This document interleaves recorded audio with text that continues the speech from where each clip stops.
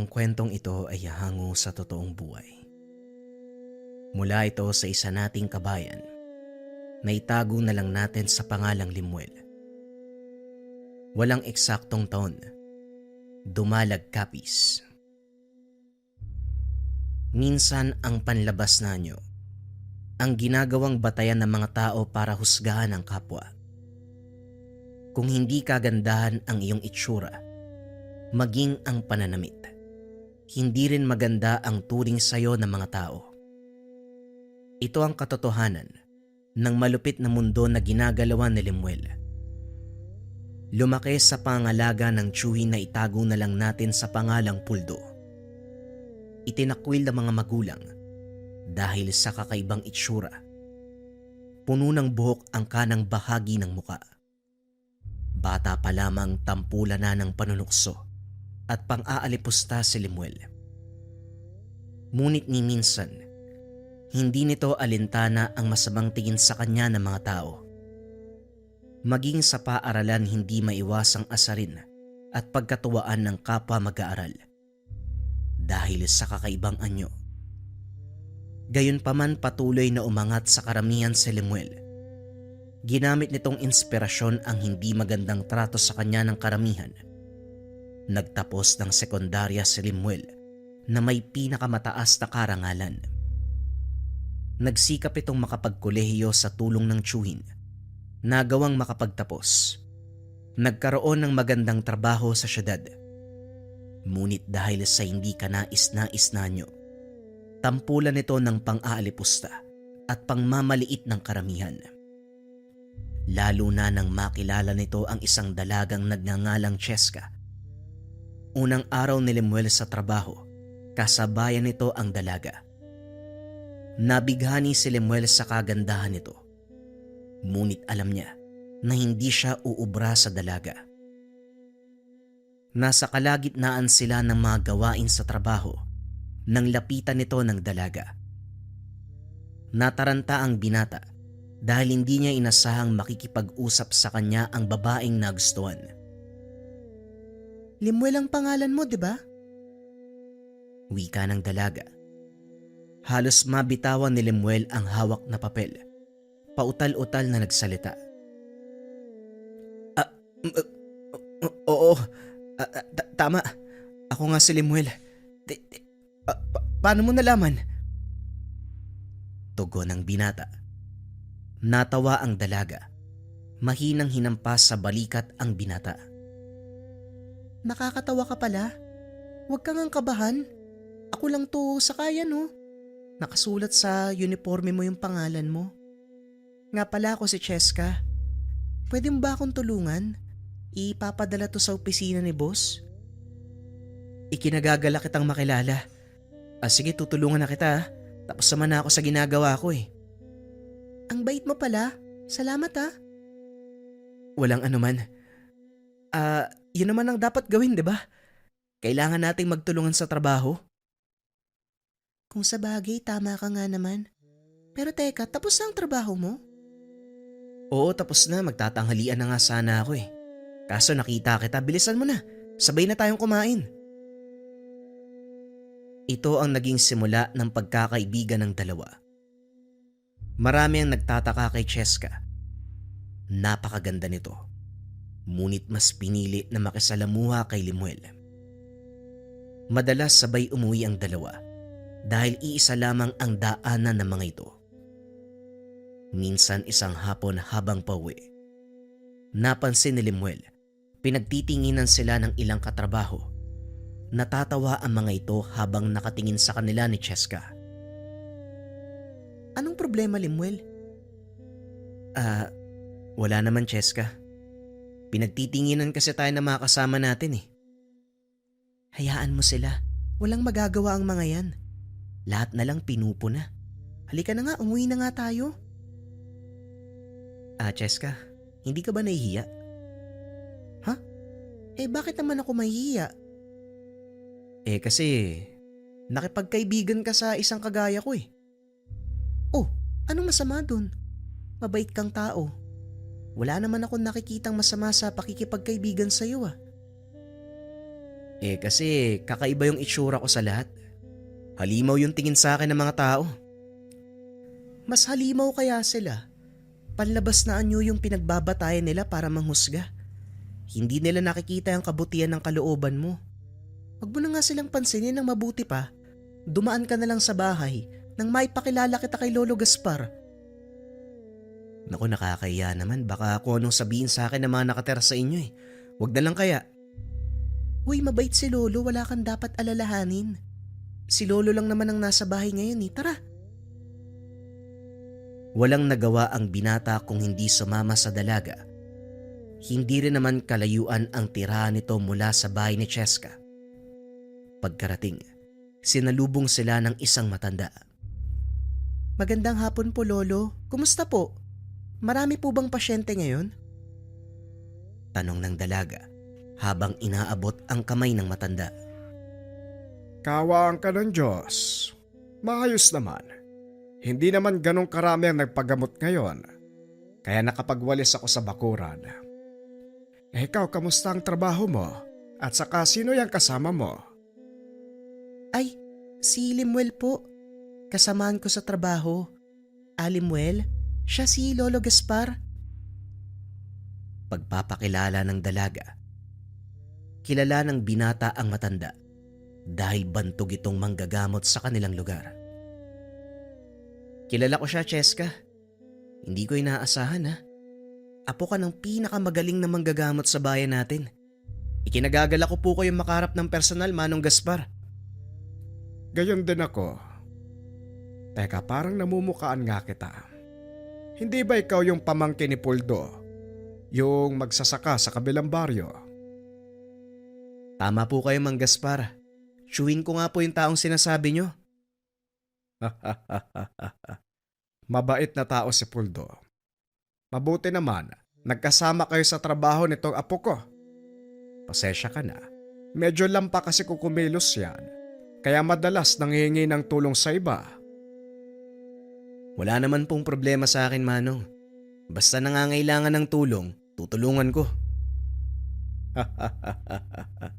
Pero mag-iingat ka pa rin. May mga taong mapagsamantala. Hanggat kailangan nila ng tulong mo, mabango ka sa kanila. Pero kapag wala silang kailangan, hindi ka nila nakikita. Pero may mga tao din na abuso. Puro kailangan lang ang gusto. Ganun po talaga, Manong. Hayaan mo na lang sila. Mas mabuti na po yung nakakatulong kahit baliktarin ka pa ng mga tao. O siya, halik kayo sa loob ng bahay. May hinanda ako merienda. Pumasok ang tatlo sa tahanan. Nagmeryenda. Habang kumakain tuloy ang usapan ng tatlo, doon lalong nakilala ni Cheska si Limuel. Napagtanto na mabuting tao ang binata. Ilang sandali pa ang nakalipas. Tuluyang nagdilim. Hindi na namalayan ni Limuel ang oras. Nako, madilim na pala. Baka nag-aalala si Tio Puldo sa akin ah. Cheska, una na ako ah. Kita na lang tayo bukas. O sige Limuel, pasensya ka na ha. Hindi ko rin namalayan yung oras eh. Pag-uusap ng dalawa. Tumuloy na si Limuel. Naiwan ang dalaga sa bakuran. Pinagbasdan nito ang binata habang naglalakad palayo. Nagulat si Cheska nang biglang magsalita si Mang Gaspar sa likod nito. Mabait na bata ang kaibigan mo, Cheska. Kaso nga lang batay sa pisikal na anyo, hindi may pagkakailang tampulan ng panunukso at masakit na salita. Totoo po ang sinabi niyo, Lolo. Pero hanga po ko sa pasensya ni Limuel. Hindi niya pinapatulan yung mga katrabaho namin. Sa halip pa nga po palagi siyang tumutulong eh. Sa oras na kailangan siya na makasama namin. Yan ang totoong kaibigan. Kaso bandang huli, siya din ang kawawa. Kaya pakiusap lang, Cheska. Wag na wag mong sasaktan ng damdamin niyan. Bihira ang taong kagaya niya. Huwag po kayo mag-alala, Lolo. Hindi ko po sasaktan si Limuel. Ang totoo nga po niyan. Siya nga lang po ang lumapit sa akin na walang ibang motibo. Nararamdaman ko po yung kabutihan niya at likas sa kanya ang pagiging matulungin. Sandaling panahon mo pa lang siyang nakikilala.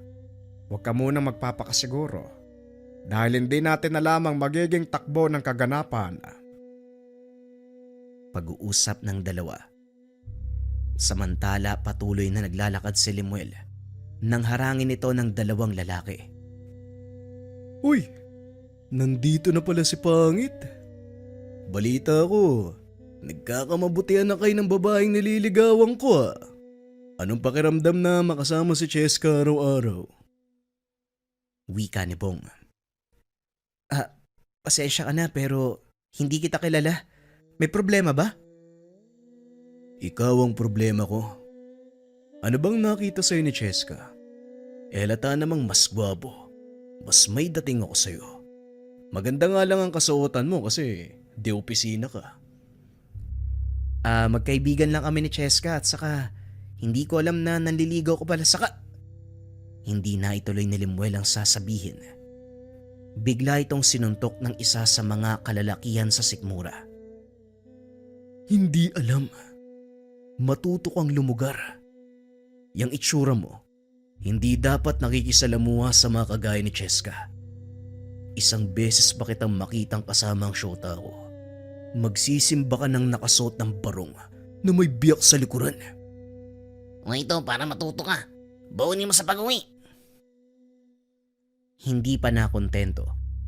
Pinagugulpe ng mga ito sa Lemuel. Laking gulat ni Mang Puldo nang makitang punit ang damit ng pamangkin at puro pasa ang muka. Anong nangyari? Sino may gawa sa'yo niyan? Hindi ko po kilala ang mga yun, tiyo eh. Pero ang sabi ng isa, maliligaw daw siya ni Cheska eh. Mga walang ya sila.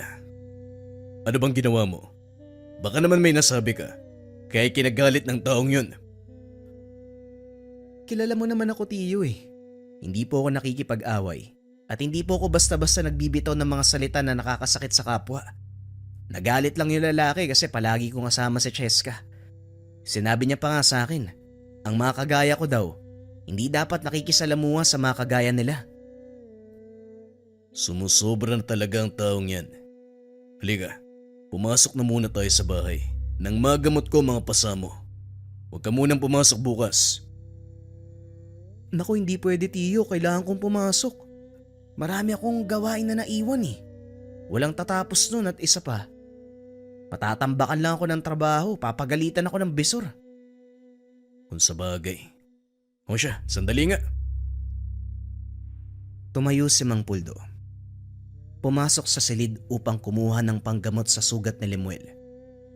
Muli itong naupo sa harapan ng binata. Sinimula ng panggagamot sa sugat nito. Nang matapos ang gamutan, may inabot ang chewin sa kanya.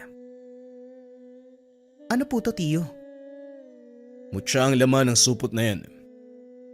Mutya, bakit meron ka nito? At saka para saan po to? Bigay sa akin ng tatay namin noon. Mutya daw ng gabi. Hindi ko pa nasusubukang gamitin, pero baka sakali makatulong.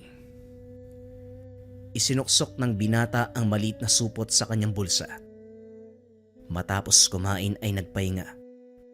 Habang nakaiga, tinitignan nito ang ibinigay ng chewin.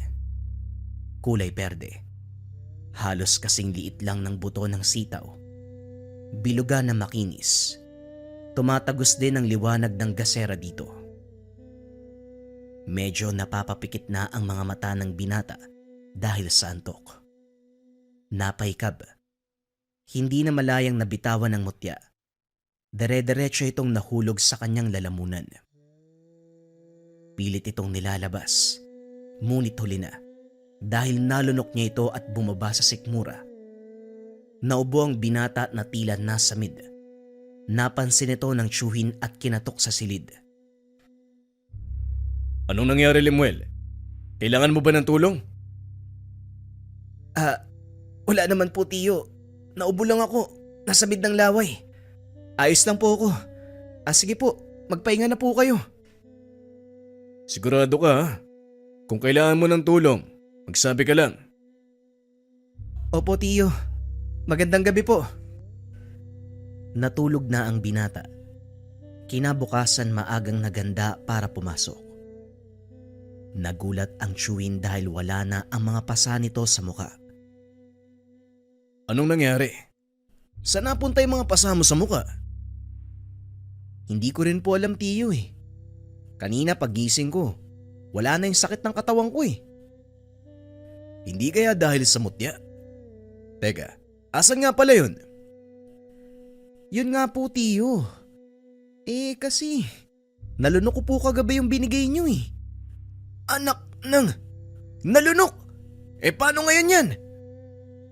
Hindi ko rin po alam, tiyo, hayaan nyo. Itatanong ko po kay Tatang Gaspar. Gaspar, yung manggagamot sa kabilang baryo. Opo, nakilala ko siya kagabi. Apo niya si Cheska. Siguradong may alam siya tungkol sa mga ganito. Mas mabuti pa nga. Ang totoo kasi pinasa lang sa akin yan eh. Pero hindi ko alam kung para saan. Saka kung ano ang bisa. Ang sabi lang sa akin, mutya daw ng gabi yan. O sige po, tiyo, ako nang bahala. Babalitaan na lang kita mamaya ah. Una na po ako. Pagdating sa trabaho, nagkita si Cheska at Limuel. Hindi na sinabi ng binata ang nangyari. Sa halip ay hiniling nito na sumama sa tahanan. Wala namang problema sa akin. Anong gagawin mo dun? May itatanong lang sana ako sa Lolo Gaspar mo. O sige, sumabay ka na sa akin mamaya pag uwi. Matapos ang trabaho, magkasabay na umuwi ang dalawa. Saka palang sinabi ni Limuel ang nangyari. Nagalit si Cheska sa ginawa ni Bong. Kaso nga lang inawat ito ng binata. Hayaan mo na, Cheska. Isa pa, hindi naman ako nasaktan eh. Pero hindi pa rin tama yung ginawa nila. Sasabihin ko kay Lolo ang nangyari. Siguradong malilintikan yung Bong na yan. Naku, Cheska, huwag mo nang sabihin kay Lolo mo. Lalaki lalo yung problema kapag nagkataon eh. Hindi, Limuel. Masasanay sila Bong kapag ganyan eh. Lahat ng lumalapit sa akin, pinagseselosan niya. Bakit nga ba siya nagsiselos? Magkasintahan ba kayong dalawa? Naku, Nisa Inagap. Hindi ko ginustong maging kasintahan ng taong yun, no? Ubod ng sama ng ugali. Sarili lang ang iniisip. Hayaan mo na lang siguro. Hindi naman ako natatakot eh. Iwas gulo na lang tayo. Alam mo, Limuel, sobrang bait mo. Hindi ko alam kung bakit ka ganyan. Napapansin ko, palagi kang nagpapaubaya kahit alam mong hindi na tama. Walang mawawala kung magpapakumbaba ka. Naniniwala kasi ako na sa bandang huli, pagdating ng paghuhukom, harap sila sa Panginoon, mananagot sa mga ginawa nila. At saka pinagpapala din yung mga taong nagpapakumbaba ah. Pero hindi sa lahat ng pagkakataon. Minsan kailangan mong tumayo para sa sarili mo. Ipakita sa iba na hindi ka nila pwedeng api-apiin. Kasalanan din yun ah. Hindi mo pinoprotektahan yung sarili mo. Responsibilidad mo yan. Ilang sandali pa. Nakarating na ang mga ito sa tahanan ng dalaga. Nasa kalagitnaan ng panggagamot si Mang Gaspar at hindi ito pwedeng abalahin. Kaya naupo muna si Limuel sa sulok. Napansin naman ito ng matanda at binati. Oh, Limuel, nandito ka. Teka, anong nangyari sa'yo? Hindi na ituloy ng matanda ang sasabihin. May kung anong nakita sa binata. Ang alin, Lolo? Wala naman pong kakaiba sa akin ah. May sasabihin ako sa'yo. Diyan ka muna. Tatapusin ko lang itong mga pasyente ko.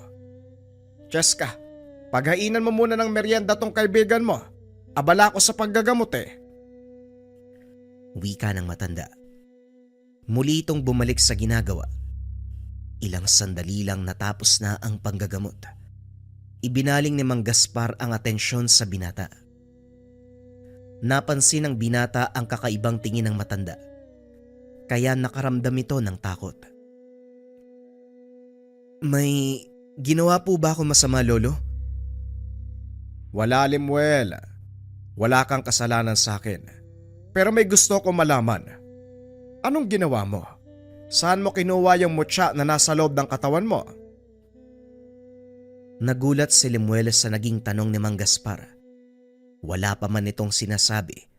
Alam na ng matanda kung ano ang nangyayari. Yan nga din po yung pinunta ko dito, Lolo. Gusto ko pong itanong sa inyo kung anong klase ng mutya yung nasa katawan ko. Kaso nga lang nasa loob na ng tiyan ko eh. Aksidente ko pong nalunok eh. Nalunok? Walang problema kung nalunok mo ang isang mutya. Magkakaroon lang ng hindi magandang epekto kung hindi para sa'yo. Ibinigay po ng chewing ko sa akin ng mutya. Kaso nga lang hindi ko po alam kung para saan eh.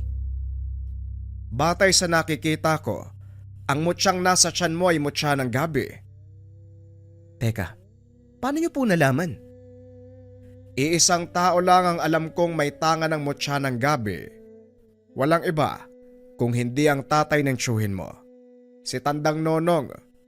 Kung si Puldong nagbigay sa'yo, walang duda, yan ang mutya ng gabing tanga ng matanda nung buhay pa siya. Ganun po ba? Ano po bang bisa nito? Ang alam ko kasi, may mga binibigay na kapangyarihan ng mga mutya. Ang mutya ng gabi, naiiba sa lahat ng mutya. May kakayahan itong magbigay ng proteksyon, kagaya ng dahon ng gabi na hindi nababasa ng ulan. Nagkakaloob ng kakaibang kabalat kunat sa may tanga ng mutya. Nagpapagaling din ng mga sugat at anumang pisikal na pinsala sa katawan. Napagtanto ng binata ang sinabi ni Mang Gaspar. Matapos niyang malunok ang mutya, kusang gumaling ang sugat at mga pasa sa katawan. Tuloy sa pag-uusap ang dalawa. Nahinto lang ito nang dumating si Cheska. Mukhang nasa kasarapan ng usap niyo ah. Eto, merienda muna. Anong meron? Wala naman, Cheska. Kung ano lang ang maisipan namin pag-usapan, yun yung pinag-uusapan namin eh. At dahil nandito ka na, Apo, ikaw na ang bahala sa kaibigan mo. May gagawin pa ako eh. Teka, naitanong mo na ba kay Lolo yung pakay mo? Oo, Cheska. Nasagot na din ni Lolo Gaspar ang tanong ko. Saka hindi ako pwede magtagal eh, gabi na oh. Mag-aalala si Tio Poldo. Oo nga pala. Pasensya ka na, natagalan ako sa pagbili ng merienda. Malayo kasi yung tindahan eh. Hindi tuloy natin naubos. Uy, hindi ah, ayos lang ako, ano ka ba? Baunin mo na lang bukas. Doon natin kainin sa opisina. Pag-uusap ng dalawa. Matapos ay nagpaalam na ang binata na uuwi. Inasa ni Lemuel na haharangin siya ng manliligaw ni Cheska. Hindi nga ito nagkamali. Ilang kanto pa lang mula sa tahanan ng dalaga, nakita na nito ang grupo ni Bong. Talagang napakatigas ng apog mong pangit ka. Alam mo, nakakairita yung pagmumukha mo eh. Sa tuwing makikita kitang dumadaan dito sa bayan, parang nasusuka ko. Wika ni Bong. Hindi na nagsalita si Lemuel. Sa isip nito, maaari niyang gamitin ang pagkakataon para subukan ang disa ng mutya at mapatunayan kung totoo ang lahat ng sinasabi ni Mang Gaspar.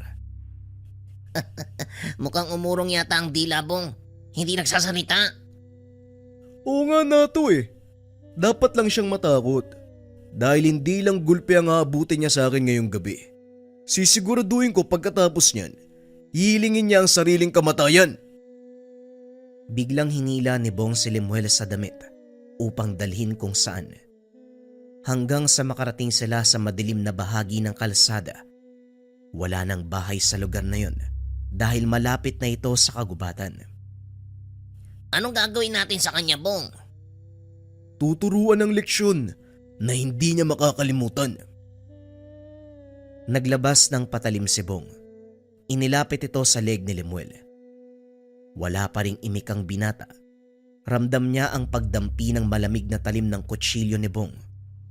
Ngunit sa hindi malamang dahilan, walang nararamdamang takot ang binata.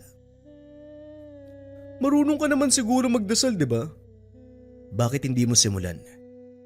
Huling beses mo nang makakapagsalita dahil hihilahin ko palabas ang dila mo. Kaya makipag-usap ka na sa mga santong kakilala mo. Damayin mo ng mabuti ang mga paa mo.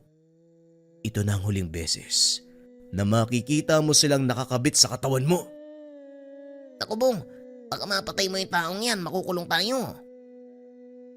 Hindi tayo makukulong kung walang magsusumbong. Kaya itiko mo yung bibig mo kung ayaw mong isunod kita. Pag-uusap ng dalawa. Dito na nagsalita si Lemuel. Nababaliw ka na. Hindi ko alam kung anong kasalanan ko sa'yo ha. Kung gusto mong ligawan si Cheska, hindi naman ako hahadlang sa inyo eh. Ngayon, kung gusto mo akong patayin, ikaw ang bahala. Gawin mo ang gusto mo. Talagang gagawin ko. Ang sakit mo sa mata eh. Sa tuwing nakikita ko yung pangit mong muka, nasisira yung araw ko. Ayoko ring dumating sa punto na mawala ng amor sa akin si Cheska. Gaya ng sinabi ko, Tabachoy, gawin mo ang gusto mo. Dahil sa sinabi ni Lemuel, lalong nagalit si Bong. Ginilitan ng leeg ang binata. Nakatingala si Lemuel ng mga oras na yun. Medyo maliwanag sa lugar dahil sa bilog na buwan. Kung may dugumang lalabas mula sa leeg ng binata, siguradong makikita nila. Kaso nga lang ilang segundo na ang lumipas, hindi pa rin bumubulwak ang dugo ni Lemuel. Nilapitan ito ni Bong upang tignan. Napatingin sa kanya si Lemuel at ngumiti. Bakit hindi mo subukan uli? Baka naman baliktad yung pagkakahawak mo ng patalim. Paulit-ulit na ginilit ni Bong ang leg nito. Kaso nga lang hindi tumatalab ang hawak na patalim. Anong ginawa mo? Sigurado ako eh. Matalas yung kutsilyo ko eh. Kung matalas ang kutsilyo mo, bakit hindi mo ako nasusugatan? May sa demonyo ka! Nanlaki ang mga mata ni Bong nang tumayo si Lemuel. Nagliliwanag na ang kulay berdeng mga mata habang nakangiti ng nakakaloko.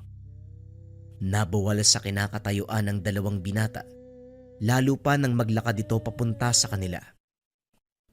Sinubukan pang saksakin ni Bong ang binata, kaso nga lang dumulas lang ang kamao nito sa balat ni Lemuel.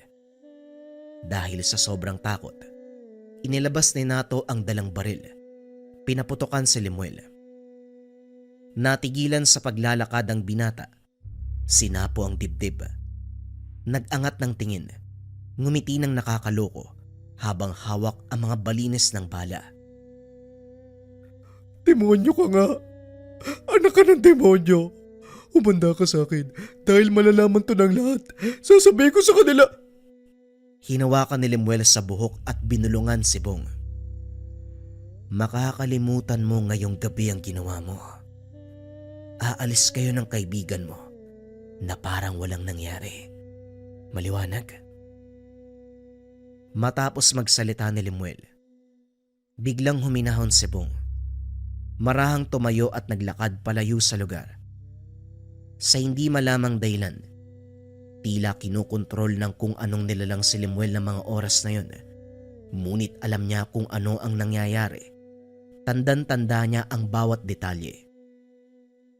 Dali-daling umuwi ang binata upang ibalita sa Chuy ng naganap. Hindi man kapani-paniwala ang kwento ng binata, alam nitong ni minsan, hindi nagsinungaling ang pamangkin sa kanya. Kung totoo man ang sinasabi mo, sana lang gamitin mo sa maayos ang mutya na yan. Huwag mong sasayangin ang kakayahang taglay nito sa walang kwentang gawain. Huwag po kayo mag-alala, tiyo. Hindi ko po hahayaan na masayang yung kakayahan ng mutya. Sa paglipas ng mga araw, lalo pang dumami ang nalalaman ni Lemuel tungkol sa tangang gamit. Napag-alaman nito na isa sa mga kakayahan ng mutya ang malakas na panghalina o pang-akit sa tao at swerte. Napatunayan nito ni Lemuel nang tumaas ang kanyang ranggo at madestino sa ibang lugar. Mabilis na lumago ang kanilang sangay dahil dinagsa ito ng mga kliyente. Nawala na din ang masamang tingin ng mga kasamahan sa trabaho at sa pagdaan ng mga taon. Kinasal si Lemuel at Cheska. Ang pagmamahala ng dalawa Tunay at hindi dahil sa tangan ni Lemuel. Sa hindi maipaliwanag na dahilan, hindi gumagana kay Cheska. Nagpa siyang magsarili ang dalawa. Bumuo ng pamilya. Nagtayo ng negosyo si Lemuel. Kalaunan ay lumaki. Sa katunayan, kilala bilang isa sa pinakamalaking sangay na mga grocery store sa buong bansa. Ang negosyong nagsimula lang sa maliit na tindahan. Ito ay dahil sa pagsisikap ni Lemuel at Cheska at sa tulong ng kanyang mutya na mutya ng gabi. Bagong istorya pa rin ang kasunod na kwento, mga kabayan. Ito ay tungkol sa dalawang mag-aaral ng isang ermitanyo na ang pangalan ay Ingkong. Huwag na nating patagalin pa. Simulan na ang kwento. Ang kwentong ito ay hango sa totoong buhay. Mula ito sa isa nating kabayan na itago na lang natin sa pangalang Tome. Taong 1975. Samar. Lando, Tome, ipagpaliban niyo muna ang pagligo sa sapa. May nabalitaan na naman ako na biktima. Nakaligtas naman pero nagtamo ng mga sugat. Baka kayong sumunod eh. Kamuntikan na ang anak ni Kumare. May poso sa kabilang sityo. Doon muna kayo makiligo. Pareho naman ng tubig. Wika ni Lola Orduha. Kailan po nangyari, Lola? Parang wala naman ako narinig na balita. Baka tinatakot nyo lang ho kami para hindi makagala. Kayo naman parang walang tiwala sa amin eh. Kahit anong makasalubong namin dyan, kayang-kayang gulpin. Tugon ni Lando. Lokong bata to. Kaya ka napapahamak kasi ayaw mong makinig. Basta wala mo nang maliligo sa sapa. Ikaw, Tome, ikaw ang matino sa inyong dalawa. Kung sakaling sosobra ang apo ko, bigwasan mo para matauhan. Si Lola talaga grabe naman po kayo sa apo nyo. May pagkakataon po na napapasobra sa pagiging pasaway si Lando, pero maingat naman po yan. Nag-iingat nga pa. Ilang beses na yang umuwi na maraming problemang dala. Huwag nyo talagang subukang gumawi sa sapa ha, lalo na sa pilapil, para makaiwas na rin sa anumang inkwentro kay Ingkong. Ang sabi kasi nila, baka yung matandang yun ang aswang na sumusubok mambiktima. Malay natin, wala namang nakakakilala sa taong yon. Na naman si Lola sa pakikinig sa usap-usapan ng iba. Kung makapagsalita kayo laban kay Ingkong, parang ang sama ng tao. Kayo na rin po nagsabi na walang nakakakilala sa taong yun. Kaya wala tayong karapatan na magsalita ng ganyan. Ang bigat ng paratang niyo, Lola, talagang aswang pa ha? Alam mo, Lando, malapit na kitang kutusan. Palagi ka na lang may sinasabi kapag nagsasalita ako ha. Hindi ka pa pwedeng makinig at sumunod na lang. Para sa kaligtasan niyo ang gusto ko. Nako, umiinit ang ulo ko sa usapan. Lumakad na nga kayo. Bumili ng gata sa lulutuin kong bilo-bilo at biko bukas. Magkakaroon ng salo-salo sa tiyahin mo. Kaya mabuti nang may maiabot tayong pagkain kahit papano. Nga pala, Tome, kailan ka ba susunduin ng tatay mo? Mukhang dito po muna ako, Lola. Wala kasing balita mula kay Papa eh. Baka hindi pinayagang lumiban sa trabaho. Ganun naman po talaga kapag sikyo. Mahirap makaliban lalo na kung wala kang kapalitan. Ayos lang po ba na dito muna ako? Walang problema. Mas mabuti ka nandito ka. Para mabawasan ang iisipin ko kay Lando. Kahit papano may kasamang matino. O siya, kay paring Remy kayo makisuyo ng nyog ha. Yung panggata, wag buko. Baliw pa naman tong si Lando kung ano-ano binibili. Si Lola, palagi ako nakikita. Lalakad na kami pero matatagalan ha. Sasadyain pa namin si Mang Upong para sa kalabasa. Ngayon daw kasi mag-aani eh. Binayaran ko na kaya sayang kung hindi ko kunin. Nagtungo si Lando at Tome sa nyoga ni Mang Remy. Pagkatapos makabili ng iilang nyog, dumiretso sila sa taniman ni Mang Upong. Lumipas sa mga sandali na wala pa ring nagpapakitang may-ari. Nakakahalata na rin si Tome na tila iba ang pakay ni Lando. Tinignan niya ang pananim. Wala pa ni isang bunga ang kalabasa. Gusto sana magtanong pero naunahan nang makita si Ingkong sa unahan. Papalapit sa kinalalagyan nila habang may dalang malaking kalabasa. Napatitig naman si Tome dahil ito ang unang beses na nakakita ng ganong kalaking gulay. May halin tulad sa laki ng gulong ng sasakyan. Hirap nga sa pagkarga ang matanda. Tinawag ito ni Lando at kinausap. Ingkong, mukhang malaki ang kalabasa niya. Saan niyo nakuha? Uy, Lando, bakit mo kinakausap yan? Alam mo naman yung usap-usapan tungkol sa kanya, di ba? Mamaya mabiktima tayo eh. Bulong ni Tome. Wala ka talagang pinagkaiba kay Lola. Magtiwala ka nga. Mabuting tao yan si Ingkong. Bilin ko na po yan. Nahirapan kayo magbitbit eh. Ibinaba ni Ingkong ang dalang kalabasa. Tumingin sa dalawang binata. Tumagal ang pagtitig kay Tome na naging dahilan upang mailang. Kung hindi pa sumingit si Lando ay patuloy itong tititig. Magkano ho ba ang benta nyo? Pwede na ba tong barya? Ibenta nyo na ho. Malayo pa yung uuwian nyo, mabigat yan. Baka hindi kayanin ang gantanan. Dagdagan ko na lang ng konti. Yung kalabasa pwedeng ipagbili, pero yung nakapaloob dito hindi. Pasensya ka na, iho. Wika ni Ingkong. Muli nitong kinarga ang kalabasa at saka nagsimulang humakbang. Sinundan nito ni Lando, patuloy sa pakikipag-usap kahit hindi sumasagot si Ingkong. Si Tome naman na sumusunod, nagtataka sa dinaanan dahil malayo pa ang tahanan ng matanda. Pero makalipas ang ilang sandali, bumungad ang munting kubo. Maligayang pagdating sa tahanan ko. Maupo muna kayo. May pag-uusapan tayo. Inilapag ang bitbit na kalabasa sa tabing mesa at saka umikot sa likod ng kubo. Nagtaka si Tome sa kilos ni Lando dahil para bang kabisado nito ang lugar. Pasimple itong kumuha ng upuan sa silong ng kubo. Inayos ang isa pang mesa. Pumasok sa loob ng tahanan at kumuha ng maiinom. Inaya pa siya pagkatapos. Lando, anong ginagawa mo? Magkakilala ba kayo ni Ingkong? Habang inaantay ni Tome ang sagot ng kaibigan, binalikan sa isipan ang mga sandali. Dinedepensa nito ang matanda laban sa salita ng mga tao. Naintindihan niya noon na ayaw lang makasakit ng kapwa, pero sa kilos ngayon ay nagdududa siya. Ilang sandali pa ang lumipas. Bumalik na si Ingkong at may kasunod na mga asong gubat. Hawak ng matanda ang tali at sa puntong binitawan ay kagad sumunod.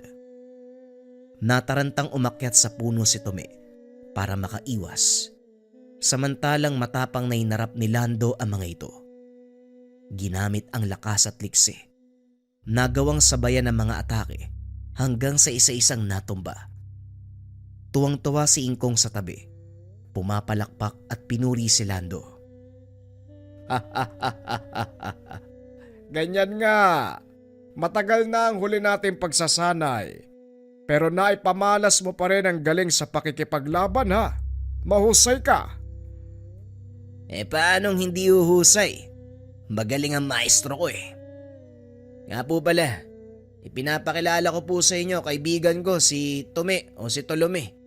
Pwede niyong tawagin Tome. Ikaw na po ang bahalang humusga, Maestro Ingkong. Hindi maintindihan ni Tome ang takbo ng pangyayari. Dahan-dahang napatras ng makaramdam, kaso nga lang mabilis na umarang ang isang asong gubat. Nagulat pa siya dahil bigla na lamang itong lumitaw. Bumaling sa kabilang bahagi upang makalis, pero hindi nakadaan sa muling pagharang ng asong gubat. Dito napansin na sa bawat pagkumpas ng kamay ng matanda ay siyang pagsunod ng asong gubat. Huwag mo nang subukang umalis, bata. Hindi mo rin magagawa dahil ayokong lisanin mo ang lugar na ito. Lando, bigyan ng maiinom at makakain ng kaibigan mo Kausapin mo para maging kalmado. May kukunin ako sandali. Babalik din ako kagad. Wika ni Ingkong bago pumasok ng tahanan. Ito mani, sa tubig eh. Hindi pa nagluto si Ingkong eh. Kaya yan muna ang pagtiyagaan mo. Tinitigang mabuti ni Tome ang kaibigan. Nang magkaroon ng ideya, bigla niya itong sinampal sa pag-aakalang napasailalim ng maika ni Ingkong. Aray ko! Si Raulo! Ang lakas ng kamay mo ah! Alam kong nagtataka ka pero pwede namang hindi manakit. Ay nako, mag-aaral ako ni Ingkong. Huwag mo na lang sabihin kay Lola para hindi ako malagot. Pasensya ka na kung dinala kita dito ha. Kailangan kasi ng karagdagang mag-aaral eh. Ang lakas ko hindi tugma sa gamit kaya naghahanap ng iba. Natipuan ka ni maestro eh kaya pasalamat ka ha. Hindi lahat ng tao pinagpapala ng ganyan. Mas lalong naguluhan si Tome sa sinabi nito. Walang ideya kung ano ang tinutumbok. Anong mag-aaral? Anong maestro? Anong natipuhan? Uy Lando, mahis ka nga. Kung nagbibiro ka, hindi to nakakatawa. Umuwi na nga tayo habang wala pa'y matanda. Mamaya kung anong gawin sa atin yan eh. Hindi tayo alis sa lugar na ito dahil maya-maya lang magsisimula ng pagsasanay. Maganda ka dahil kapag nagbigay ng udyat si maestro, wala nang atrasan. Nataranta si Tome. Nang bumalik si Ingkong dala ang isang libreta, wala siyang nakikitang nakasulat pero nararamdaman niya ang puwersa. Para maliwanagan ka bata, plano namin ni Lando ang lahat ng ito. Siguro binanggit niya sa'yo na naghahanap ako ng karagdagang mag-aaral para sa isang mahalagang tungkulin. Noong una kitang nakita, nakuha mo kagad ang atensyon ko eh. Nararamdaman ko na merong kakaiba sa'yo. Hindi mo maiintindihan sa ngayon, pero kung hahayaan mo kaming gabayan ka, unti-unti mong mauunawaan ang lahat. Hindi nakapagsalita si Tome. Nanatiling tahimik habang iniisip kung paano maiintindihan ang nangyari. Tama nga si Lola. Kailangan mo ng matinong kasama Lando kasi nahawaan ka na ng kabaliwan ng matandang yan oh. Magsama nga kayong dalawa. Kumaripas ng takbo si Tome. Subalit pagdating sa kalayuan, nagulat na lamang nang muling makarap si Ingkong. Paglingon ay bumungad ang papalapit na si Lando. Ay Tome, kumalma ka nga. Walang nababaliw. Sadyang mali lang yung paningin ng tao sa kanya. Hindi maintindihan kung anong uri ng tao si Ingkong. Marami silang sinasabi, wala kasi silang ideya. Ang totoo niyan, mabuting tao si Ingkong. May malawak na kaalaman sa lihim na karunungan. At para sa kaalaman mo, wala siyang kinalaman sa mga napapabalitang pambibiktima ng aswang. Siya pa nga yung gumagawa ng paraan para makatulong sa mga tao eh. Para mapuksa yung mga nilalang na yan eh. Iho, hindi kita masisisi kung paniniwalaan mo mga sabi-sabi tungkol sa akin. Kung titignan naman kasi ang itsura ko, mahirap maniwala na matino akong tao. Bihira din kasi ako makipag-usap sa mga yan eh. Walang ibang gusto pag-usapan kung hindi buhay ng ibang tao. Sino bang gaganahan sa ganon? Tapos nakatira pa ako sa gubat, ay talagang iisipan mo ko na masama. Pero kung bubuksan mo ang iyong isipan, maging ang iyong puso, para kilalanin ang aking tunay na pagkatao, malalaman mo ang katotohanan. Nang marinig ito mula sa matanda, tila ba may kung anong nagtulak sa kanya. Sumama siya pabalik ng tahanan. Dito'y panaliwanag ng mabuti ni Lando ang nangyayari. Maliban sa sinabi kanina, ipinakilala rin ang katauhan ni Ingkong. Lumad sa lugar si Ingkong.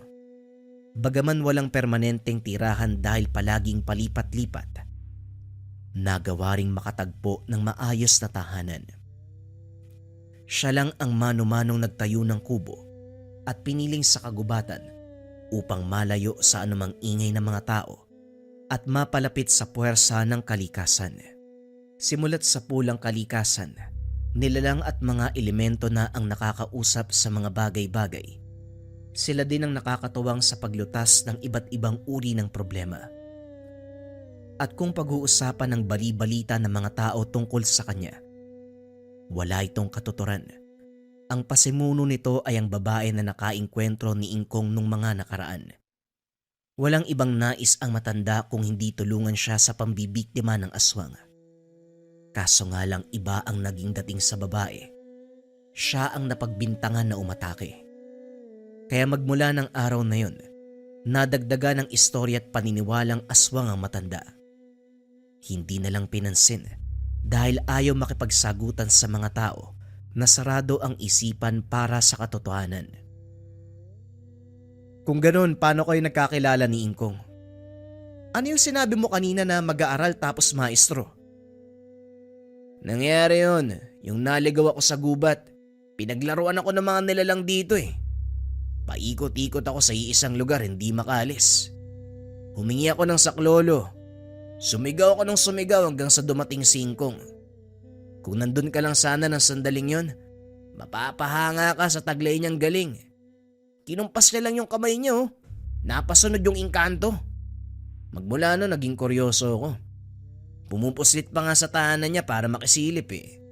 Hanggang sa inalok niya akong tuturuan. Ang kulit ko kasi. Marami akong natutunan mula kay maestro pero limitado pa ang kakayahan ko. Kaya nang makita ka niya nakasama ko, nagtanong tungkol sa'yo eh. Sabi ni maestro, meron daw kakaiba sa'yo eh. Nakatadhana ka para magtaglay ng gamit. Pare magtiwala ka sa akin, pagbigyan mo si maestro Ingkong, sigurado ako magugustuhan mo magiging takbo ng pangyayari. Teka, sandali lang ha. Nahihirapan nga akong unawain ang lahat. Tapos ikaw walang tigil sa pangungumbinsi. Ano ba talagang ginagawa ng Ingkong na yan? Kanina pa pinapaliwanag, ang hina din ng utak mo eh. Sabing may kaalaman sa lihim na karunungan eh. Kapag kinumpas niya yung kamay niya, nagsambit ang mga orasyon, magkakaroon ng mga pangyayari na hindi normal sa paningin ng mga tao. O ito, manood ka. Isa sa mga natutunan ko yan kay maestro. Ipinikit ni Lando ang mga mata. Marahang kinumpas ang mga kamay. Ramdam ni Tome ang pag-iba ng oras sa paligid. Nag-iba ang ihip ng hangin. Nararamdaman niya ang puwersa ni Lando. Ilang sandali pa, may tinurong bato si Lando. Kitang-kita niya kung paano itong nawasak. Napatayo sa gulat si Tome. Napatitig sa kaibigan. Teka, paano mo ginawa yun? Ituro mo sa akin. Gusto ko matutunan.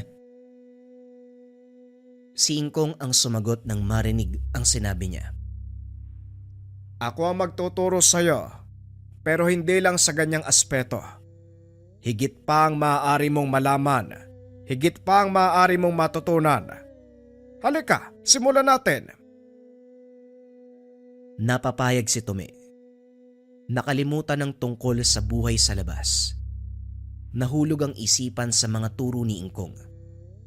Binigyan siya ng 2 libretang may nakapaloob na mga aral tungkol sa iba't ibang uri ng lihim na karunungan at pamamaraan sa pagpuksa sa mga nilalang at elemento.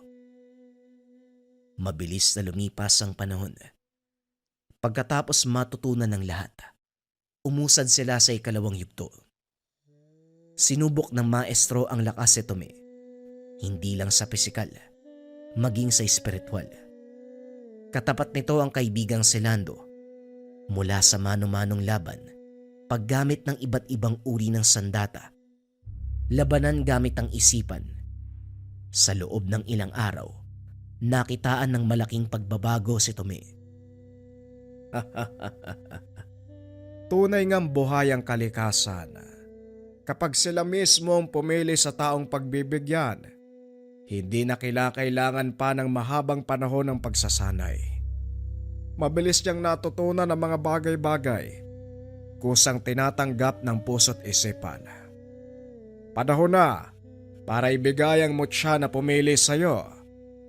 Hinati ni Ingkong ang malaking kalabasa. Makikita doon ang isang buto. Buto ng kalabasa na naging bato. Tinitigan nito ni Tome. Matatawa sana, kaso nga lang seryoso si Ingkong at Lando. Natatawa ka ba? Pasensya na pero hindi kami nagbibiro. Ito ang gamit na pumili sa'yo. Ang mutya ng kalabasa. Pagdampi sa kamay ni Tome, naramdaman niya ang kakaibang puwersa. Kakaibang enerhiya ang dumadaloy doon sa bato. Pumasok sa kanyang kamay ang enerhiya. Kumalat sa buong katawan. Magmula sa araw na to, ituring mo ang iyong sarili na bahagi ng kalikasan at lahat ng iyong kaalaman, lahat ng iyong lakas, ibabalik at iaalay mo para tumulong sa mga nangangailangan. Oras na rin para umuwi kayo. Ilang linggo na kayong wala sa inyo, siguradong mapapagalitan kayo. Pero huwag kayong mag-alala. May ginawa ko sa kanya para hindi mamalayan ang pagkawala ninyo. Pagdating sa tahanan, walang salita si Lola Ordua. Ilang linggo silang nawala, pero parang walang nangyari. Nagpatuloy ang kanilang buhay, pero sa pagkakataong ito, may malaking pagbabago dahil sa gagampanang tungkulin. Sila ang nagsisilbing tagapagbantay sa buong baryo. Si Lando ang humaharap kapag engkanto at lamang lupa. At kung aswang ang pag-uusapan, si Tome ang kakalaban. Nang mga sandaling ito ay malawak ang pambibiktima ng mga nilalang, kaya naman mas aktibo si Tome. Patuloy pa rin siyang sinasamahan ni Lando upang umalalay. O kayong dalawa, wag muna kayo maglalalabas ha. May nabiktima na namang bata. Wakwak yun tiyan. Ay napapansin ko padalas na ng padalas ya. Ano ba nangyayari dito sa atin? Tapos kayong dalawa, labas pa kayo ng labas. Ano bang pinagkakaabalaan nyo? May hindi ba kayo sinasabi sa akin? Si Lola naman parang hindi alam yung lakad namin eh. Saan pa nga ba? E di sa sapa, nagpapalipas ng oras, naliligo, nanguhuli ng isda. Inuulam pa nga natin eh. Siguraduhin nyo lang ha, kapag may kalokohan kayong ginagawa, talagang malilintikan kayo sa akin. Walang lalabas ngayong araw. Wika ni Lola Ordua. Binulungan ni Lando si Tome. Huwag kang mag-alala, tuloy pa rin ang lakad natin mamaya. Ako nang bahala kay Lola. Ito hindi na naawa oh. Kakargahan mo na naman ng orasyon yung matanda oh. Baka makalata na yan ha. Hindi yan, wala namang masamang epekto yung ginagawa natin eh. Anong gusto mo? Hayaan natin mang biktima yung mga nilalang. Nang makatulog na si Lola Ordua, nagmamadaling umalis ang dalawa. Pinunta nila ang tinurong direksyon ng tangan kung saan nagpaparamdam ang nilalang.